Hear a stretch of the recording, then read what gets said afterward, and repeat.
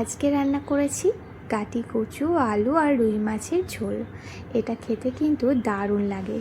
আর আজকে আমি কিভাবে রান্নাটা করেছি সবটাই তোমাদের সঙ্গে শেয়ার করব এই ভিডিওতে। তার আগে বলো তোমাদের কার কার এইরকম গাটি কচু দিয়ে মাছের ঝোল খেতে ভালো লাগে। আমার কিন্তু বেশ ভালোই লাগে। তো এখানে দেখো মাছটাকে ভালো করে ধুয়ে বেছে নিয়েছি, এরপর লবণ হলুদ মাখিয়ে নিয়েছি, তারপর ভাজতে বসিয়ে দিয়ে এদিকে আলু আর কচুটাকে কেটে নিয়েছি, সাথে নিয়েছি কাঁচা লঙ্কা চিরা, টমেটো আর আদা কাঁচা লঙ্কাটা পেস্ট করে নিয়েছি। এদিকে মাছ ভাজাগুলো হয়ে আসলে তুলে নিয়েছি।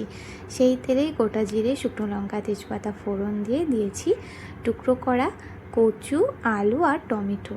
এবার একটু লবণ দিয়ে ভেজে নিয়েছি, একটু ঢাকা দিয়ে রেখে দিয়েছিলাম, তাতে করে কিন্তু এইগুলো হাফ সিদ্ধ হয়ে যায়। তাই এই দেখো ভাজা হয়ে যাওয়ার পর দিয়ে দিলাম পেস্ট করা মশলা, পরিমাণ মতো জিরে গুঁড়ো, ধনে গুঁড়ো, অল্প একটু কাশ্মীরি লঙ্কার গুঁড়ো, স্বাদ অনুযায়ী লবণ, চিনি আর পরিমাণ মতো হলুদ। তারপর খুব ভালো করে মশলাটাকে ভেজে নিচ্ছি। এবার ভাজা হয়ে আসলে দিয়ে দিয়েছি জলটা একটু বেশি পরিমাণে দিয়েছি, তারপর আবারও ঢাকা দিয়ে রেখে দিয়েছি। এরপর আলু কচু ভালো মতো সিদ্ধ হয়ে আসলে ভেজে রাখা মাছগুলো দিয়ে দিয়েছি কাঁচা লঙ্কা চেরা, তারপর আবারও কিছুক্ষণ ফুটিয়ে নামিয়ে নিয়েছি।